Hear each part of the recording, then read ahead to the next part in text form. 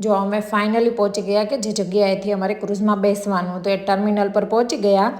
ત્યાંથી અમે અમારી ટિકિટ પણ કલેક્ટ કરી લીધી છે. અને અહીંયા જો અમારી જેમ અમારી જોડે જવાવાળા ક્રૂઝમાં લોકો વેઇટિંગ કરી રહ્યા છે.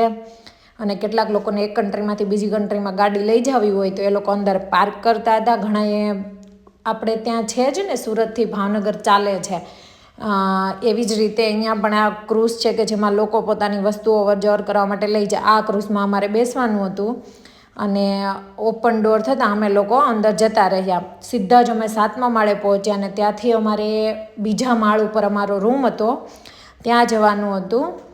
અને રૂમની વ્યવસ્થા પણ લાઈક એઝ અ હોટેલની જેમ જ તે મસ્ત રૂમ હતો. એક રૂમની અંદર 2 જણ આરામથી રહી શકે. અંદર mirror, tables, toilet, bathroom totally વ્યવસ્થા હતી સરસ મજાની. અમે તો 6 જણા હતા એટલે અમારે તો 3 રૂમ બુક કરવાના હતા, એટલે અમે 3 રૂમની ટિકિટ લીધી હતી.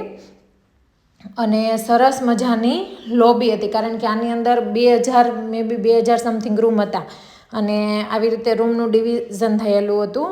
અને આ છે 12મા માળનું ટેરેસ કે જ્યાં કેટલાક લોકો છે એ બહાર હતો એટલે પોતપોતાની રીતે ડ્રિંક્સ લઈ રહ્યા હતા. અને એટલો સુંદર મજાનો નજારો હતો, જન્નત, એટલું મસ્ત એટમોસ્ફિયર અને ચારેય બાજુ બસ પાણી જ પાણી હતું. અને ત્યાર પછી અમે લોકો નીચે ગયા. ત્યાં અલગ અલગ રમતો માટેના ફ્લોર હતા, રૂમ હતા. પછી મ્યુઝિક પણ ત્યાં ચાલતું હતું. અમુક સિંગરો ત્યાં બોલાવેલા, એ લોકોએ સિંગિંગ કરતા હતા. કેટલાક છોકરાઓ છે એ રમત રમતા હતા. અને દરેક માળે કંઈક ને કંઈક હતું જ.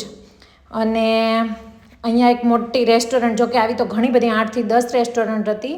એમાં જો કે આપણને ભાવે એવું કંઈ હોય નહીં, પણ અમે તો એનો આગળનો ભાગ ક્રૂઝનો જોવા માટે રેસ્ટોરન્ટ પાસેથી પસાર થયા. અને ત્યાર પછી આવી ગયા મારી ફેવરિટ જગ્યા મોલમાં, કે જ્યાં ટોટલી વસ્તુ, મોલમાં જે વસ્તુ મળે ને બધી વસ્તુ, કપડાં, પર્સ, શૂઝ, મેકઅપનો સામાન, સ્પ્રે, અને એ પણ કેવું ખબર, કોસ્ટલી અને બ્રાન્ડેડ વસ્તુ, બધી જ વસ્તુ ત્યાં અવેલેબલ હતી. અને ત્યાર પછી અમે આગળ વધ્યા એટલે સરસ મજાની ચોકલેટ્સ, વેફર્સ, આ બધાનો ડિપાર્ટમેન્ટ પણ જોઈ લીધો ને થોડીક અમે પણ અહીંયાથી શોપિંગ કરી લીધી.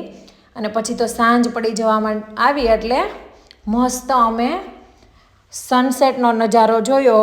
અને ત્યાર પછી ભૂખ લાગી હતી એટલે જોડે થેપલા તો હતા જ, એ અમે ખાઈ લીધા. અને પછી નાઇટ પાર્ટી જે હતી એ અમે એન્જોય કરી, કે ત્યાં બહુ મસ્ત મસ્ત ડાન્સરો હતા કે જે ડાન્સ કરી રહ્યા હતા. અને ઘણું બધું અહીંયા તો અલગ અલગ હતું, પણ અમારે તો પછી